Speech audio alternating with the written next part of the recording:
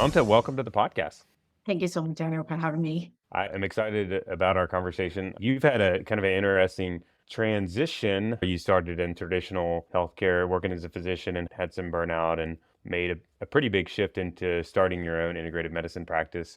And now you've been focusing more on land investing and even teaching other physicians how to do that. There's so much time dedicated to the training of becoming a physician. And after spending so much time and effort in training to become a physician, it had to have been some pretty big motivation to make a shift out of that into something, especially like completely different. Like I can get like the starting your own practice thing. Yeah. That makes a lot of sense. But like investing in land, like what's the motivation behind like the shift to going a different direction like that? And then is there any like guilt around that? Does it feel you're kind of like leaving something behind?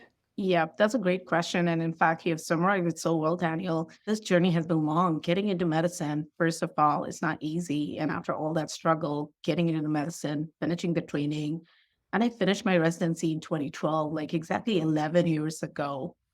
And I never thought I would be ever pivoting out because I thought I always loved medicine. I always wanted to continue to practice medicine.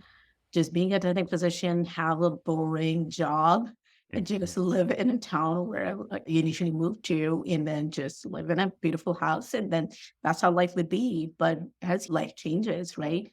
At that time, I had just one little girl who had I did have some complexities around that, but she was okay. But the second child, which I had within 2 years of my attending job, was a complex pregnancy and a complex, medically complex child. So that's what started that struggle, feeling that I wanted to stay in medicine, but I didn't have that much time. The time was something which was so scarce, and I found myself just trying to kind of juggle and see, was medicine still a priority for me, or is it these kids and the family? And with time, that it was not like in a day I realized that, oh no, I do want to kind of cut down my work in clinical medicine and do other things. But within 6 to 7 years after switching back and forth, different jobs, different positions, different hours of work, just to see if I was able to have more personal time, eventually in 2018, I switched to part-time hospitalist job. And then I had some more health issues, and then I started a degree in medicine training. That was initially not for it was not a career move. It was for my own health issues. And I was like, you know what? This is great. I feel like this has changed my life. And this is very different from traditional medicine. So how about let me start practicing that? Because I was still not contemplating going totally away from medicine. So that's when I started this online telemedicine practice in pandemic. But again, I never had a business background, so I didn't know how to kind of market, get clients and this and that. But also as a side gig, I had started in land investing. That was in 2018 as well. So that whatever changes I was making in my job position, I was just building out another side gig, which would have a solid income for me and provide some financial freedom for me and our family so that I didn't need to trade my time with work as an employee.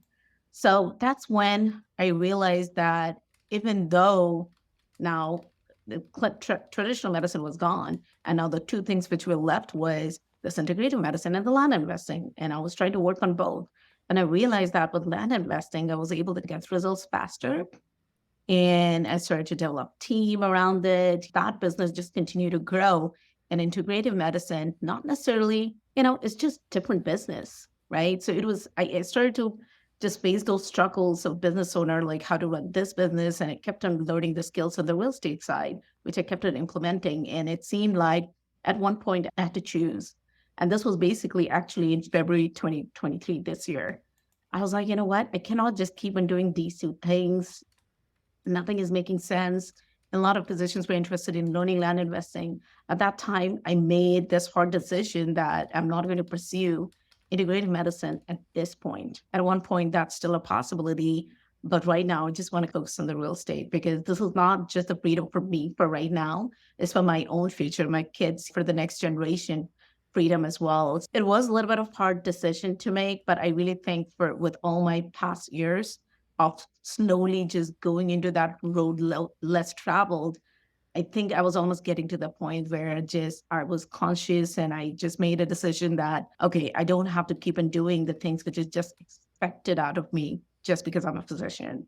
Was there any guilt around that? Leaving There was medicine? a lot of guilt around it. Like throughout the pandemic, when I quit clinical medicine, the traditional and then integrative, I believe the integrative practice also came around with that guilt. I really think at my core, I didn't want to do it. And that's why I would never market it. And I would Mm, keep on doing the real estate gig. And it started to give me results. And I'll do more and more of that. I had multiple life coaches. I've had worked with two life coaches. And I think the main issue was this. I don't know why. I love medicine. I want to continue to do medicine. But when it comes to action taking, my whole day goes in the real estate, not in medicine. And that's when they introduced this idea. What if you just don't expect anything out of it? If you're doing something each day, just keep on taking it that way.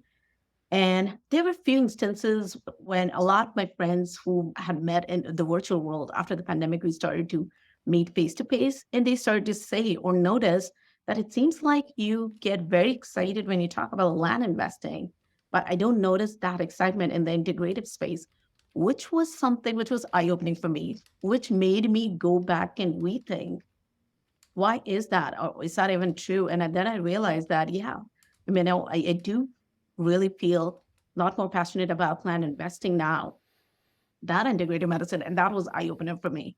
yeah, we see that a lot in the families that we work with. So I can't remember how much we talked about it, but my day job, we work with families, physician families in their with their finances, and you know how finances like you get into everything. But like you can see, it's hard sometimes to identify these things yourself. Really hard. Yeah. And so as like the third party that kind of like knows all the stuff, we really oftentimes will see these things where like, man, you just don't seem very excited about this thing. Or Yes. like you get really excited about when you talk about this kind of thing. That's always such a great Mhm. indicator of which direction you should go. It's Yeah. also like an indicator of burnout. And like if you're just dreading something, it's scary how many families we work with that are just like dreading their work. And that is like, that's no good. Like, I don't want my physician to dread their work. Like, that's scary and Yeah. on multiple levels. But then when you're excited, that's like where you get the passion and you can really knock it out of the park. But like, you have to, I don't know what it is. I guess you have to be willing to, because it's really, like I said, hard. It sounds like with you, you didn't quite self diagnose that exactly.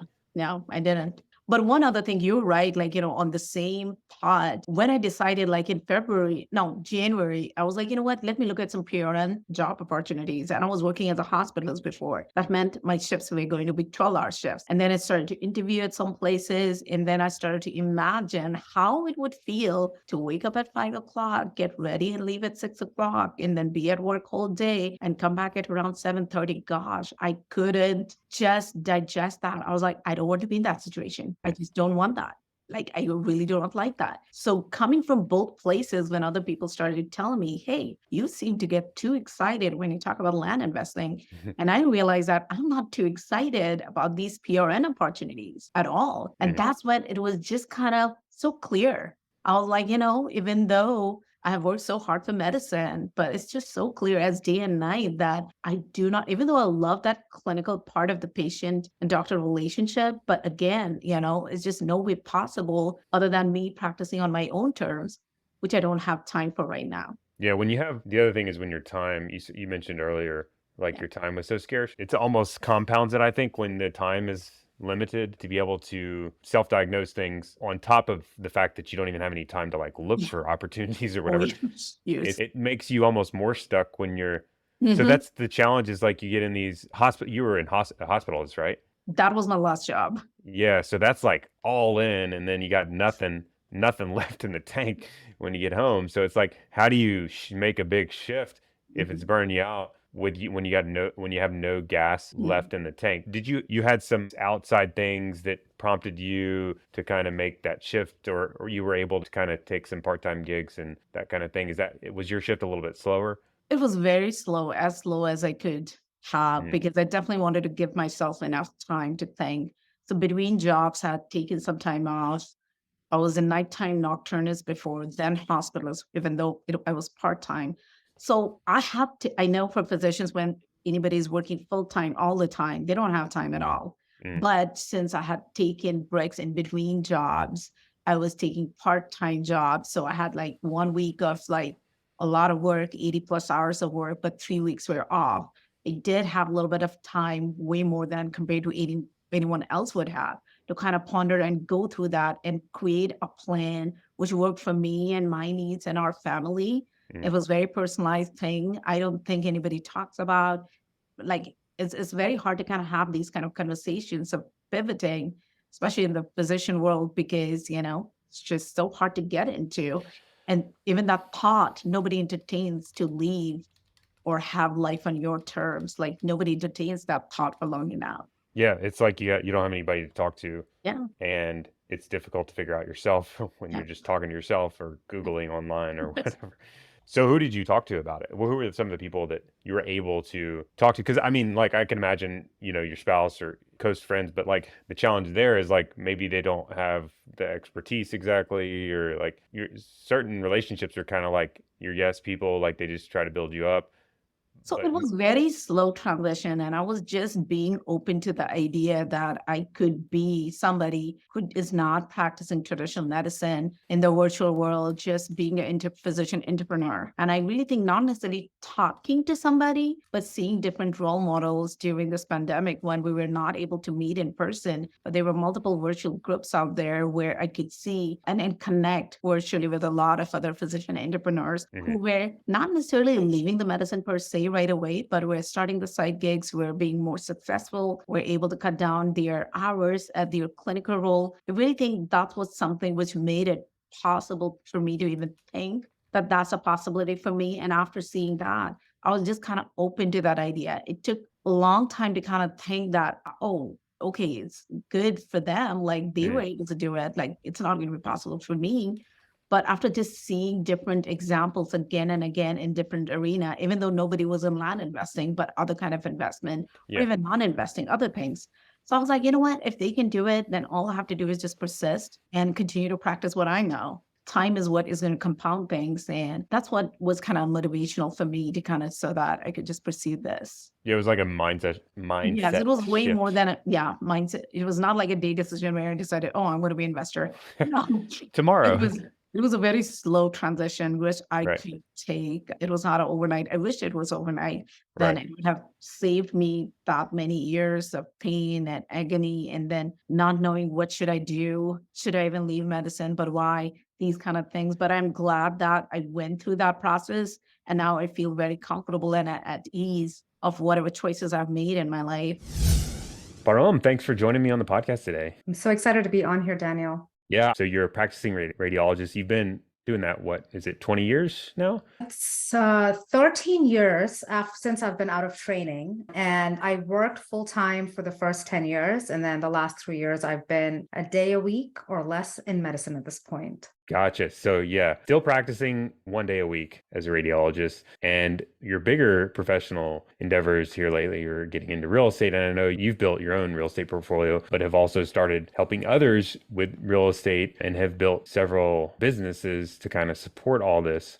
And that's pretty cool to see all that. And I imagine that there's a lot of balancing going on. I'm thinking like two kiddos, businesses, practicing medicine, life is a lot to kind of balance. But from my view, it looks like you're doing a great job with all that stuff. And I'm kind of excited to dig into how you've gotten to where you are today and how you've been able to. I know there's never this perfect balance, right? Or maybe you're this one person that I found that Yeah, has the totally. perfect balance, but I imagine.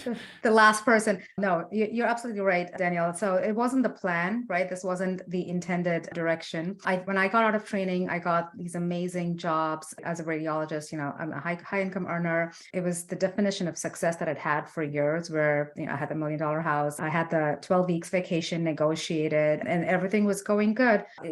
Traditional, how you anticipate things to be. And I realized along the way, before you have kids, it's very different. But as you have the first child and it's still manageable, and then you have the second child and you realize you definitely need way more time if you want to be intentional about being present for them. And that's when I think I started to realize that I had a lack of autonomy, I didn't have absolute control over my time, right? So I definitely wanted to spend more time with the kids, but oftentimes they were spending the day with the nanny or in daycare. And so it was something I was getting used to. And I always say status quo is okay if it's not super painful. So it wasn't super painful. It wasn't to the point where a change needed to be made. And so I was just cruising along till there was a rough transition at work where that's when I realized that things couldn't continue the way they were. And that's when I had to pivot. And pivoting for me was about accelerating my real estate journey. That's when I really understood the impact that would have. And then when I got to financial freedom, that's when I was able to cut back. So that's a little bit of the backstory in terms of how it worked out for me. What were some of the reasons, like if we could go all the way back to, I don't know, like right before medical school, I guess that's kind of when you make that decision to go into the career, or maybe it was sooner for you, but like what were your main reasons? Maybe two-part question, like at what age did you decide you were going to go into medicine? And then at that point in time, like what were the reasons you decided to do that? Well, so funnily, I'm Indian and my parents knew when I was born that they wanted me to become a physician. So growing up, I just knew that I really early, like at 3, I knew I was going to become a physician. So it's always been a part of my identity. And looking back, I mean, especially since I've cut back on medicine, a big part of my transition has been really being introspecting. There's nothing else I would rather have done, right? So as a career, as something that I spent so many years training to be, I just don't see myself doing anything other than medicine. It's just that the medicine was very different from the job that I had was more limiting. Medicine is very fulfilling. I still feel that way about it. I think the aspects of the job those were the things that I wanted to see the change in. But medicine per se, radiology, the diagnostic aspect, being procedural, I'm a breast imager, all of that was very, very fulfilling and satisfying. But the job was very different from how I wanted to practice medicine. Yeah, I have heard that like a zillion times, unfortunately. This whole idea that most physicians I interact with seem to have got into medicine for the right reasons and have this vision of how they would ideally want to take care of patients and do healthcare. But there's that vision, and then you look at the actual reality of how they're doing it, and it's completely different. And that seems to have, it seems to be a big part of all this stress that exists with the profession. Because when you know the right way to do something and you're kind of like forced to do it a different way, that's like incredibly frustrating for some people. Some people have different tolerances for that. For me personally, like I have very, very low tolerance for that. I'm like, I got to get out immediately because it's extremely frustrating. But has that been your experience? Is that like... Yeah, you're absolutely right, Danielle. So there are a few components to it, right? Burnout is definitely a huge component. And burnout can be because the workload, what you're expected to do, your expectations at work, there's a mismatch over there, right? That's not what you want to do. That's not what you have capacity to do. And those expectations aren't resetting. Burnout could be because, and I've seen this with physician friends who are sometimes commuting 4 hours a day to get to a job that they like, but then it's taking away so much from quality of work. I remember during the pandemic, right after that rough career transition, where it was a 6-month period, I didn't have autonomy. I realized that if I didn't get back into another job, I wasn't financially secure at that point. So you have all of that transition. But right after that, when I got settled in and I had another job lined up and I was settling in there, the pandemic happened. And a lot of physicians experienced burnout during the pandemic because suddenly, workload shifted. The way we were practicing medicine had to shift and pivot. And all physicians listening to this will understand it was a time of huge transition. I went through that transition, and fortunately enough, as a radiologist, and I think many of us were able to work part-time from home, but being at home with the kids being at home, and then suddenly, shifting in terms of what your workload used to be and what you're expected to read, and a shift in that workload also, all of those things actually contributed to burnout for me. I remember there were days where I wanted the next day to be better, so I would stay up late at night after the kids went to bed to catch up on additional cases so that I would ensure that the next day was better. But in the process, I was burning out, right? There's so many reasons why how your job in medicine actually contributes to burnout. And then there are two aspects to that. A lot of that is also your ability to set boundaries and to adapt to the situation. The big part of it, like you said, if you're not the kind of person, and so many of us are in situations where we aren't thriving in medicine, the ability to make a shift, right? That ability, the shift could just be staying there, really defining your boundaries, negotiating better. But if you want to get into a better situation, a lot of physicians are in a position where they're able to make that shift. And that's where I think financial freedom comes in. That's where whatever you're doing, right? Everything that you talk about, financial planning, all of that contributes to your ability to make that pivot if you need to. Yeah, we always say using finance or your money as a tool is the key. Like, it's not the money in itself. Like, money doesn't act like having $1 million or $1 billion or whatever. That does nothing in itself. Like, yes, it's how you use it is the question mark as a tool. I'm curious about some of the big decisions along the way. Like maybe before you shifted out, like starting in practice, selecting a practice, selecting a specialty even, like before you were kind of into real estate, maybe, how did finances play into some of these big career decisions, or did they?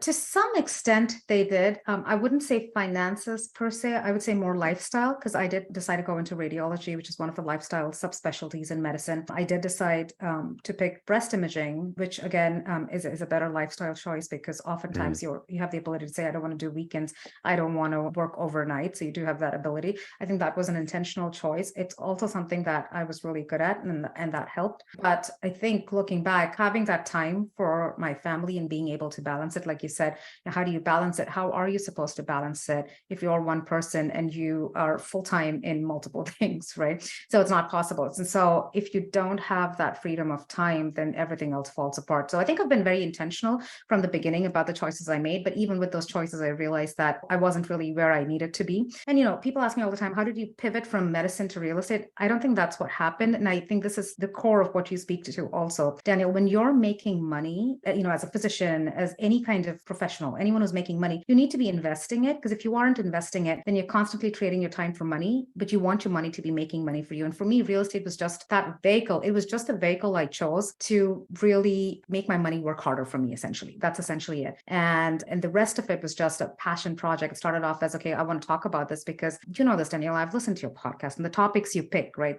These are such important topics. A lot of us struggle with this, but there's never a space to talk about it. No one's really at the workplace. You're not talking about it. You interact with friends. Oftentimes people are very tight-lipped about finances, but all of our struggles are so similar. When I got to the point, I realized that, well, I could have done this 10 years ago if someone had walked me through this whole process.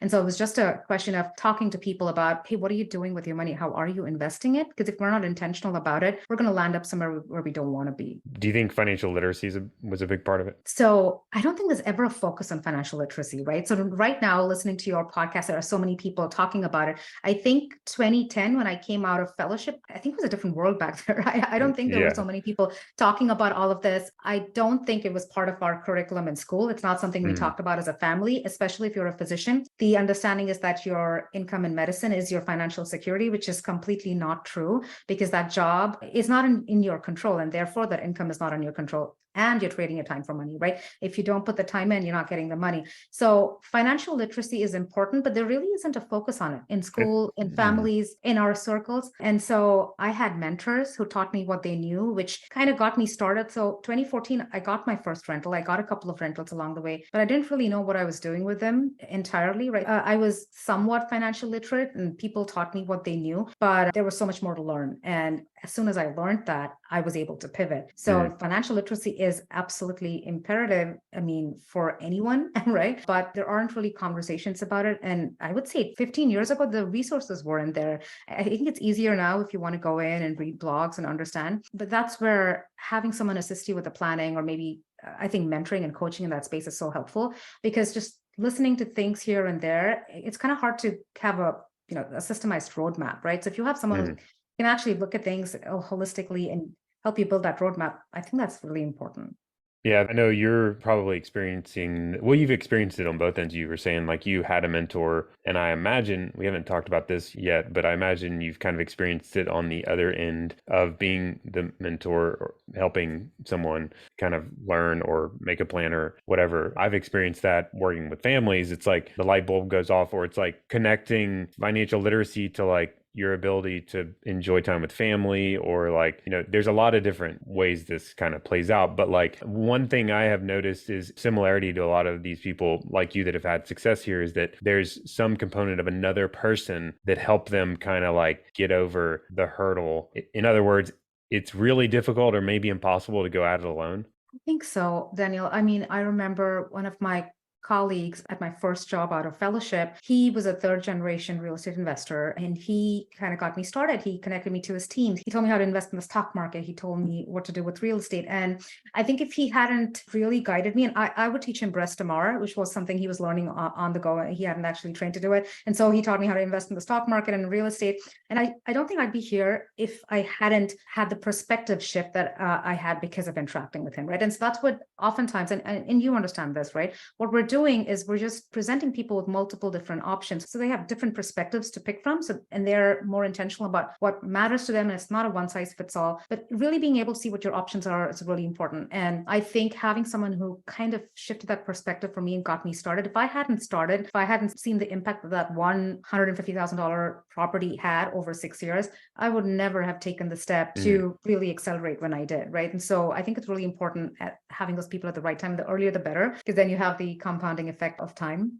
Yeah. And so you originally started out, you were doing the real estate while also practicing medicine full time, right? So I was. And so funnily, and I say this all the time, it's like when I didn't have kids and I had all the income and all the time in the world, and I was in academic medicine, I didn't realize the impact of real estate investing, right? So I bought my first rental property. It was putting $500 in my pocket every month. And I thought, well, how is this ever going to get me to $10,000, $20,000, right? So I was like, okay, well, this doesn't make sense. I put it on the back burner and then I purchased something without leverage. So again, doing things, not really doing them the right way, I would say, looking back. But I at least got started. Was your first turnkey like a outsourced, like you had a manager and the whole thing? Yeah, exactly. And so my mentor would invest out of state with a property manager who never laid eyes on his properties. And so that gave me the perspective that I could do that. And I was living in California. I wasn't sure if we were going to settle down here. So I started investing in Texas, right? And I didn't have any barriers around that because I saw him do that successfully. But I would say even then, I didn't realize the impact. But then looking back in 2019,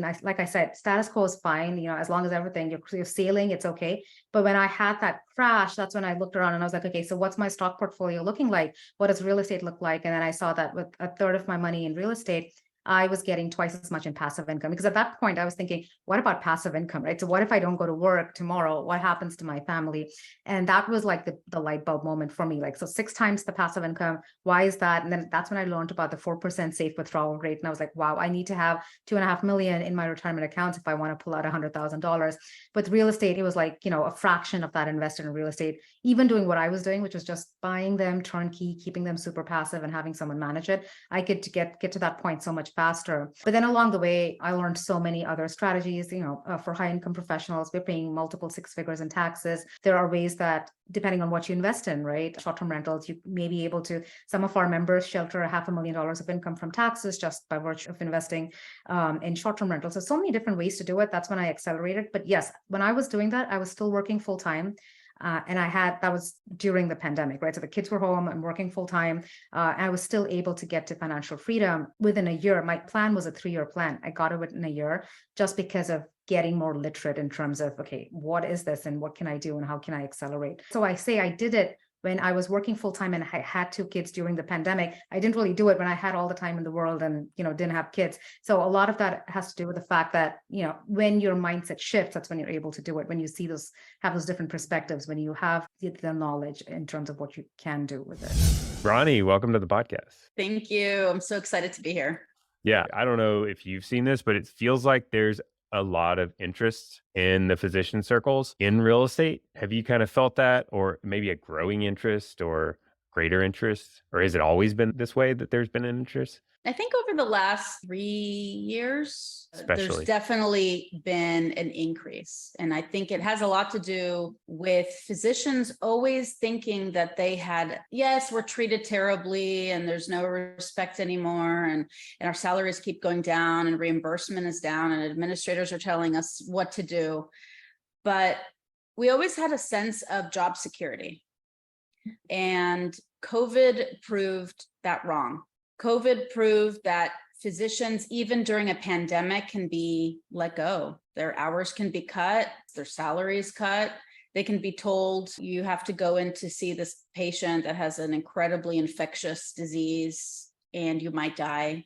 But you have to go in because you have to get paid. And so that they started thinking like, oh my God, okay, well, what if I don't want to do this? Yeah. What are my options? I'm tied to this job. What happens if I get really, really sick? What am I going to do for income? And I think that it was just kind of a wake-up call. And it's not limited to just physicians. There's the great resignation now, like people are leaving corporate jobs, and it's not limited to that. But there was a big awakening during and after COVID. Yeah, I feel like you could call it physician burnout or moral injury or whatever, frustrations with your career, or there's this like increased desire to, and people even say it this way, to gain freedom. Freedom is like a big kind of buzzword. Physicians are looking for like freedom or alternatives. And typically what I see coming up is real top of the list solutions. Real estate's usually on it, but it's like side gigs, real estate, or I'm going to retire early, Right. or maybe a career shift of some sort, which kind of, there's a lot of overlap on those things, but it seems like all that's interrelated. It sounds like you're on the same page with that. And that's my first thought is like, so freedom, I think is a key word. Like, and my thought is like, what are you needing to get freedom from? Yeah, that's a great question. And it depends. It's a personal question, right? Every person has their own idea of what freedom is. Is it freedom of their time? Is it freedom to travel? Is it freedom to practice medicine, how they choose to practice medicine? Freedom from financial worries. I mean, there's so many ways to look at freedom, and it's a personal definition, I guess. I think though, it seems like a lot of physicians in training kind of like feel like going into practice is freedom. Oh yeah, for I sure. mean, on the back end, they usually don't say it that way. They're like, no, no, no, no, that was not freedom. Oh yeah, I mean, for sure. Like residency is almost like military. There's Yeah. an intern, and then it's a second year resident, 30-year resident, chief resident, fellow, attending. You're constantly being told what to do. And what you chose to do is wrong or not wrong or right. There's no freedom. Your schedule is given to you. You're told when you go to work, when you come home, if you come home, because most of the time you're sleeping in the hospital and you're doing call. And so when you're done with that, people are like, yay, I'm free. And then they hit the real world when it's got its own shackles. Yeah, I think a lot of times that's what we're after is like getting free from the shackles. I mean, the opposite of freedom I think of is like slavery. Now, I know physicians are not slaves necessarily, but I mean, you can be a slave and be compensated. That doesn't have to be intertwined, but freedom is I think a high priority for a lot of people, and they don't feel that in healthcare today. I feel like healthcare is kind of like squeezing the freedom out of people. It's like taking away your freedom, especially when you sign like a really, really long non-compete, or you overcommit on your finances and you're really locked into working, or you're in just an especially high pressure job, or like we were talking about the videos. What was his name? Dr. Glockenflecken. Glockenflecken. I had to bring that up because Ronnie recommended it. And if you haven't seen his videos, they're hilarious. But he has all kinds of videos about stereotypes with different physicians. But he also has some about like problems in healthcare and insurance and distress and all that kind of thing. And they're real things, and a lot of times driving you to want to get out of medicine. But so do you feel like that is what really was the underpinning to why you got into real estate? Were you seeking that freedom? Yeah. So, I mean, I was really a victim of the golden handcuffs. I was making a ton of money, but my time was directly related to my income. So if I wasn't working, I wasn't making money. I wasn't making money unless I was in the hospital taking care of patients, doing what I need to do. So one day my husband's like, yeah, you're an hourly worker. I mean, I knew I was an hourly worker, but he's like, well, you're a high paid hourly worker, but you're just an hourly worker. And because I would come home from these shifts exhausted physically, mentally, and say to myself, well, what else am I supposed to be doing? Like, I don't know how to make this type of money anywhere else. Like, we're not taught anything else. Like, I went into a profession that I was taught, a trade. I was taught how to do it. I spent years and years, and then I was deep into my career, and I was making a lot of money, which I thought would make me happy, and it didn't. And so I tried to cut some shifts, right? Or take more vacations, but every time you take a vacation as an emergency room doctor, you're required to do a certain amount of shifts per month. So if I was taking a vacation, that means I would be front loaded before and then backloaded after my vacation. So I would get killed before the vacation, take the vacation, takes me like 4 days to recover. And then you're in the vacation, you blink, the vacation's over, and then you're working like crazy just to make up for the time that you weren't working. That's the word. That was what I did for 16 years. It was like, well, there isn't any other option. And that's when we started looking around like, well, how do other people not do this? How do other people make money? Because making money can't be that hard.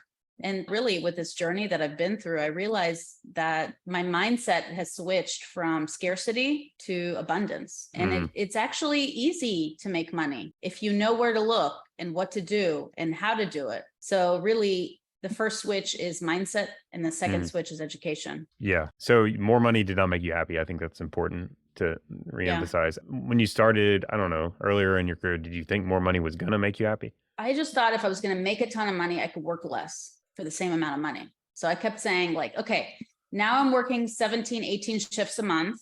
So when I make partner in my group and I'll make more money, I'll be able to go down to 12. For sure, I'll be able to last many, many years to do that. Well, I went down to 12 and I was still just as miserable. So then I went down to 10. I was like, I'll just make less money. But then I couldn't go down any lower. We had to pay our bills. To me, it was just the stress of everything and I just felt, I was in the, in the emergency world, you're told it's like a thankless job, really. The patients are angry. You're really helping them on their worst day. So you're not getting the best side of them.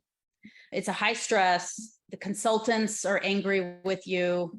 It's like a fishbowl mentality. Everybody's coming in and telling you, why'd you do this? Why'd you do that? You're fighting with everybody to get patients admitted or discharged or go to surgery. You're constantly just trying to take care of the patient, and every interaction is possible. When it goes smooth, it's amazing. You're like, oh my God, I love my job. But the reality of emergency medicine is you're constantly trying to convince someone of what you're seeing. So if I had a patient that had severe abdominal pain and the CT scan didn't show what I thought it would show, but this patient looks terrible and something's wrong with them and they need to go for exploratory laparotomy, I would have to convince a surgeon to do that. They weren't in-house. So I would have to give the clinical picture. I would have to say like, something's going on. Like, I can't just send this patient home. Something's wrong. I don't know what it is, but something's wrong. And that's just one example. We could see 50 patients a day. Yeah. Was there like a breaking point for you? Like, did you have a moment in time where like, oh my, or did it kind of like get slowly worse to where you're like, I need to? I had some major like breaking points, but I kept pushing through. I had a shift really early in my career, 2 years into being an attending, where I had 2 pediatric deaths in one day, in one shift. It was like, it was awful. Plus you see the other 40 patients. So after that shift, I said, oh my God, how do people do this for 30 years? Like, what if I have tomorrow another shift like this? Right. So, but then I continued. I said, oh, well, let me try it. Maybe it's the environment. Maybe it's the clinical setting. Maybe I need to be less urban and more suburban. So I switched around in different clinical scenarios. I went to a freestanding emergency room kind of work where it's kind of very low volume, less stress, but it's very long shifts. It could be a 24-hour shift that you're working. But I also worked shorter shifts that were very, very high intensity, where I could be taking care of 3 or 4 dying patients at the same time. So you realize where you're like, at some point it starts weighing, it starts just weighing on you and weighing on you and weighing on you. And really my final end was in COVID. I saw no ends. It was 9 months into COVID. There was no end in sight. I was like, this isn't going to end anytime soon. I can't do this anymore. Like, I'm in a respirator. People are just dying everywhere. There's just bad patient care, bad health care. I was at risk. My family was at risk. And I said, that's it. And that's when I stepped away from medicine. Yeah, that's hard. Those are 2 kind of different flavors of challenges. Like, all of it's hard, but dealing with a death, I don't care who it is. Like, the pediatric death to me sounds just super challenging or stressful, or that's not the right word, terrible to go through. But first thing I think of is like therapy and like resources, and like the worst thing to do is to like bury it. I would think. I'm not an expert at that kind of thing, but I'm curious if there were like resources in the system you're in that were like, oh, it's been a terrible day. Like, here's some like somebody to go talk to. You should probably have like a unwinding session. Yeah, we did not have it at that facility. When I moved, that was in New York. When I moved to Texas, that was the first time that I had heard of those type of sessions where you just kind of talk about what happened. Because we had obviously more pediatric deaths. And so those do happen, but it's just assumed that the physician, we're supposed to just like bottle it back up and go see the ankle sprain that's still waiting to be seen. After you deal with that, you have to, and then you still have to walk into that room and say, hi, how are you? What brings you in today? After what you just did, right? You just tried to resuscitate a child, and you had to tell the family, and you had to talk to the police, and you had to, I mean, there's just like so many levels. And then there's people that are still waiting to be seen, and they don't know what's going on. I don't need to tell them, but whatever it is, there's just so many levels in the emergency room. Every patient that gets discharged from the emergency room gets a Press Ganey survey. Have you What ever is heard of that? that? No. They get so how was your treatment? Did your Oh, yeah. doctor pay attention to you? How patient was your doctor? Did they smile? Did they greet you? Did they sit down? Did they shake your hand? So the ankle sprain is the one that gets those surveys, and our salaries are tied to those surveys, not the people that we spend hours with trying to save their lives. So like the whole system is just very broken. I could go on and on for hours about how broken it is. So I don't want to depress you. Well, if I have had many conversations about the problems within healthcare, and if you've listened for a while, if you're listening, you've heard many conversations about a lot of the problems. It is good to talk about them and understand them and start to work towards solutions. But I'm shifting towards more the bright side. Like, let's pretend like things had been better. Like, I imagine you had some kind of like roses and sunshine view of how things were going to shake out in medicine, or like hypothetically, if you were to have gone into practice and things had not been so stressful, and it would have been like you could have provided the care that you had always thought was the right way to do things, and all these stressors hadn't occurred. Do you think things would have played out the same? Would you have stayed in Yes. practice? I would have stayed in. I would have stayed in, and I would have stayed in my little bubble of this is how you do it. You save money, you pay off your house, you put money in a 401k, and you should be fine. Right? I have till I'm 65 to make sure I'm fine. The job's not going anywhere. I like it. I'm highly skilled. If you enjoy it too. Right. I enjoyed it. Initially, I went into emergency medicine because you have the flexibility. No one's calling you. You're never on call. You don't have a pager. So when you're off, you're off. So I was planning on traveling and taking up hobbies and doing all kinds of things on the days off. That's interesting. As a patient, I am a little uneasy about that statement, because I'm like, I've heard a lot of people say that. And usually it's like the smarter people that I know, or the like successful people that kind of have a lot of good things going. And it's frustrating that you and those others are leaving healthcare and therefore are not able to be my physician selfishly, or my kiddo's physician. But I also get it like that. So I assume there's probably a little bit of like guilt feeling in the back of you, or maybe there was at some point where you're like, and that I could imagine that would make it even a little harder to, I'm sure people feel that, not to say that that's a reason not to.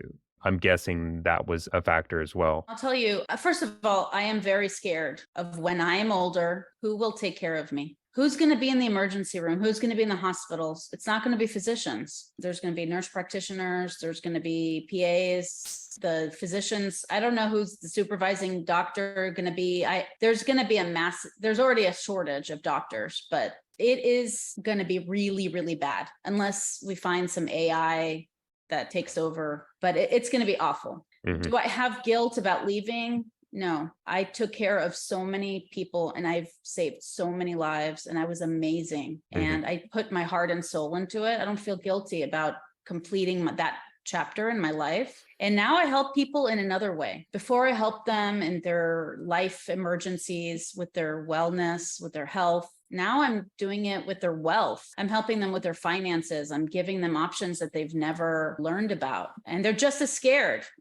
They're just as scared with finances as they are in the emergency room. Yeah. People fear what they don't know. People fear that what they don't have control over. So I feel like I'm still helping people, and I'm still making an impact, and I'm never going to stop that.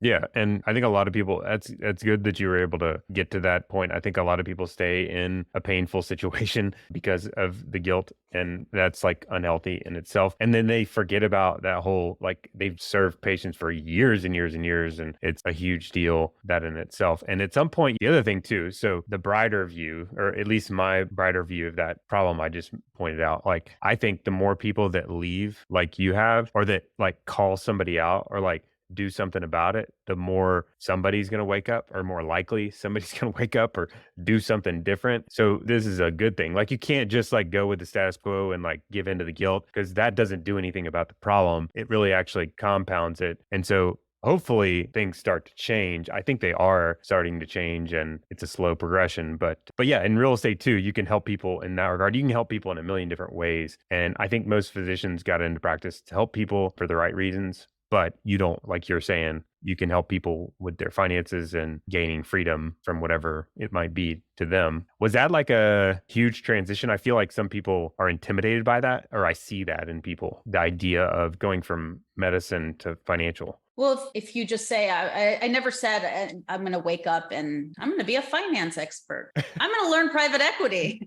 Yeah. If you would have asked me that 5 years ago, I would have been like, what does private equity mean? It's been a journey. And the only thing that would have forced me to get there is I had to be forced. I had to have hated my life, hated my current situation enough for me to look for alternatives. And believe me, I looked for so many. I was looking to start a yogurt franchise, or Chick-fil-A, or start a car wash. My husband and I, we started 2 CrossFit gyms. I was part of 2 freestanding emergency rooms. So I did start doing a lot of this. I was very business oriented without knowing I was business oriented, even in 2015, where I opened 2 freestanding emergency rooms with several other physicians, and we were running our own business. But again, it was healthcare related, and a lot of the same problems that I was seeing in healthcare made me just say, you know what, I want to learn more about this other world. Yeah. And so it wasn't really I went from here to here, so it scared me. You were getting into entrepreneurship within healthcare Yeah. already. So therefore, Yeah. I mean, there's a ton of carryover. I mean, like, entrepreneurship in healthcare is very similar to entrepreneurship in anything. I mean, entrepreneurship is entrepreneurship, and you have to know